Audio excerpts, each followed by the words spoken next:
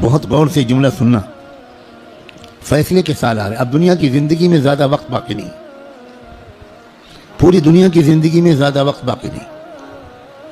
اب فیصلے کے دن آ رہے ہیں.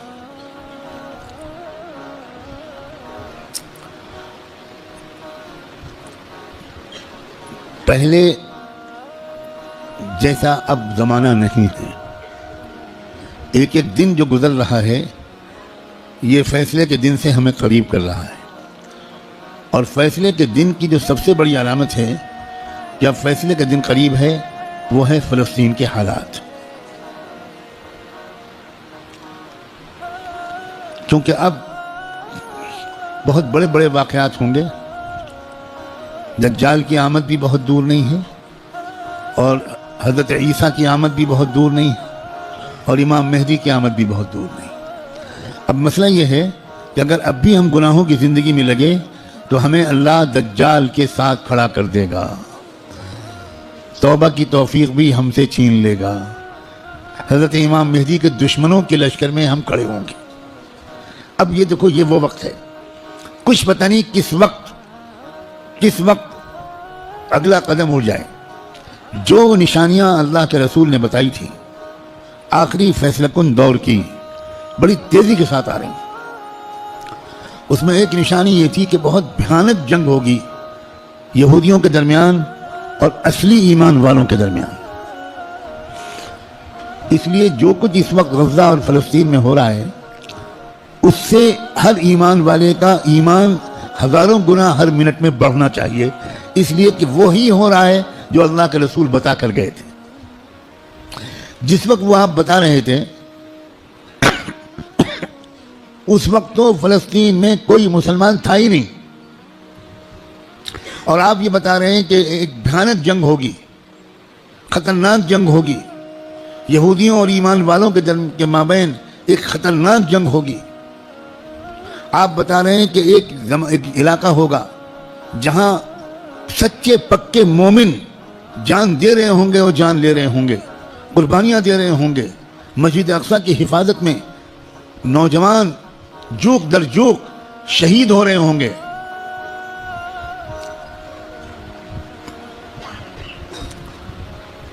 اور اللہ وہاں کے مجاہدوں سے سب سے زیادہ خوش ہوگا.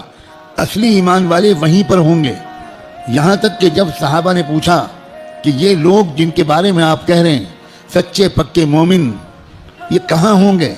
آپ نے فرمایا یہ بیت المقدس اور اس کے چاروں طرف ہوں گے، مسجد اقصیٰ اور اس کے چاروں طرف ہوں گے.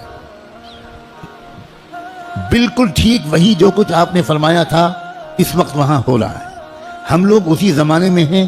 آپ اس سے خوش ہوں یا آپ اس سے ناراض ہوں، ہم کو اللہ نے وہی زمانہ عطا فرمایا جس میں ہم اپنی آنکھوں سے اللہ کے رسول کی بات کو سچا پکا ہوتا ہوا دیکھ رہے ہیں. تو اس وقت وہاں جو ہو رہا ہے اس سے ہر لمحے ایمان کو بڑھنا چاہیے ہمارے. یہ ہمارا ایمان کی مضبوطی کے وجہ.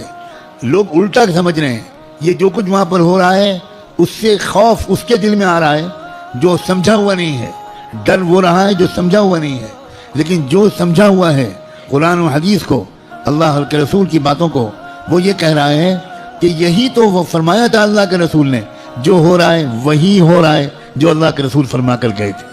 اس کا مطلب یہ ہے کہ آپ کی نبوت برحق ہے، آپ سچے رسول ہیں. آپ نے اس وقت یہ فرمایا تھا جب اس کے کوئی آثار نہیں تھے. اب آپ نے جو آئندہ کے بارے میں فرمایا تھا کہ جو ہوگا، جب وہ ہو رہا ہے اور پچھلے 6 مہینے سے ہو رہا ہے، بلکہ پچھلے 75 سال سے ہو رہا ہے، جو اللہ کے رسول بتا کر گئے تھے، تو اس کے بعد میں جو ہوگا اس مقابلے کا آخری انجام، اس کے بارے میں اللہ کے رسول نے جو کچھ فرمایا وہ بھی یقیناً ہو کر رہے گا. اور وہ کیا ہوگا؟ وہ یہ ہوگا کہ اللہ کے کلمے کا بول بالا وہاں سے پھیلنا شروع ہو کر پورے عالم کی ہر کچی پکے گھر میں اللہ کا کلمہ داخل ہوگا. پوری زمین پر انصاف کا نظام قائم ہوگا، اللہ کا حکم چلے گا، باطل ٹوٹے گا، حق کا غلبہ ہوگا. ایمان والوں کو اللہ تعالیٰ عزت، حکومت، اقتدار، طاقت، غلبہ دیں گے. ان کی قربانیوں کے انعام کے طور پر ضرور دیں گے. اور پھر दज्जाल का कत्ल होगा, दज्जाल से छुटकारा मिलेगा।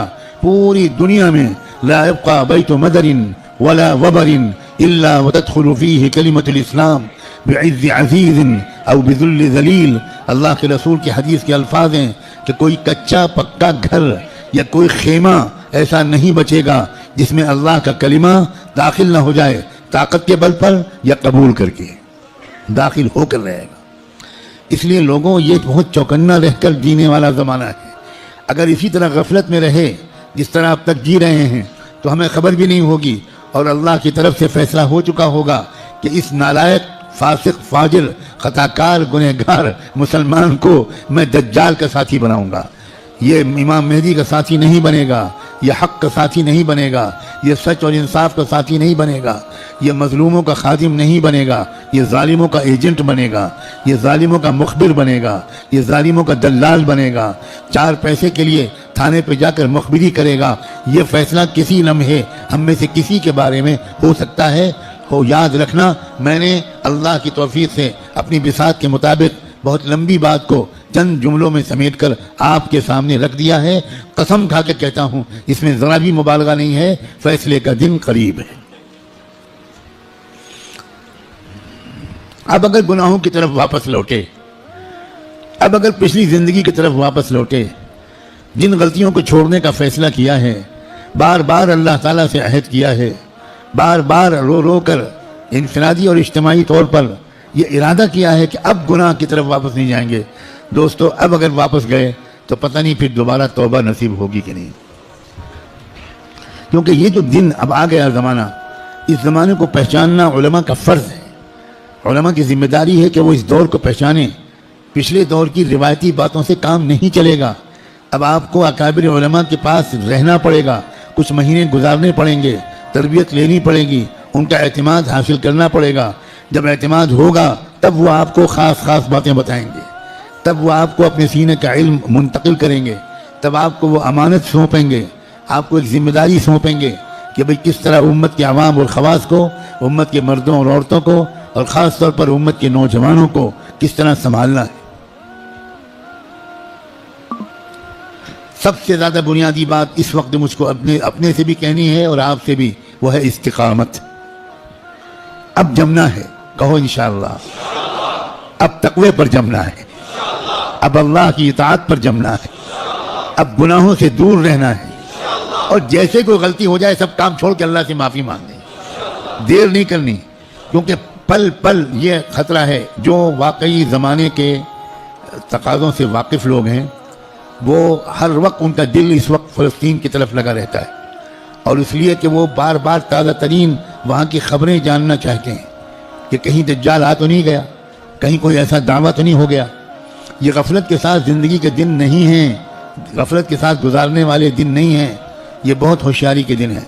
और ये भी याद रखना, उल्टे सीधे मुक़र्रिरों और मौलवियों, उल्टे सीधे जो अपने आप को आलिम कहते हैं और हैं वो जाहिल, उनकी बातों के चक्कर में मत आना। वो तरह तरह की बातें तुमको बताकर तुमको गलत रास्ते पर ले जाएंगे।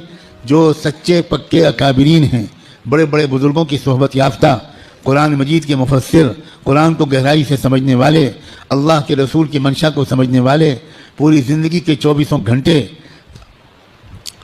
अल्लाह के दीन की खिदमत में गुजारने वाले, जिन पर वक्त के सारे बुजुर्गों ने एतमाद का इजहार किया, उनकी बात मानना है।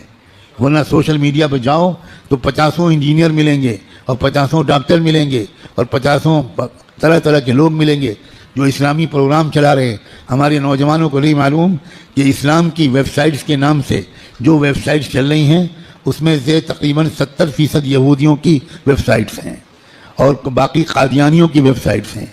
कुछ हमारे मुल्क के हिंदुओं की वेबसाइट्स हैं जो इस्लाम के नाम पर चल रही हैं, और उसमें कुरान का दर्स होता है, अहादीस का दर्स होता है, मसले बताए जाते हैं, और हमारे नौजवान वो बेचारे बजाय उलमा से जुड़ने के वो सोशल मीडिया से मसले मालूम करते हैं।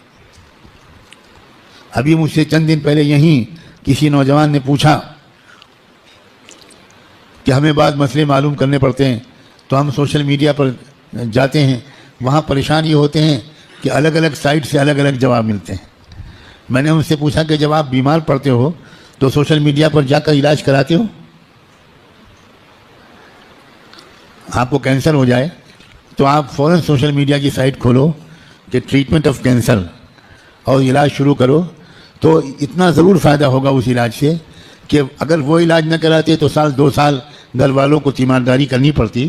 سوشل میڈیا کے علاج سے انشاءاللہ بہت جلدی گھر والوں کی پریشانی دور ہو جائے. جب آپ کو کوئی مقدمہ لڑنا ہو, کوئی عدالت کا مسئلہ قانون کا ہو, تو آپ کس کے پاس جاتے ہو؟ کسی انجینئر کے پاس.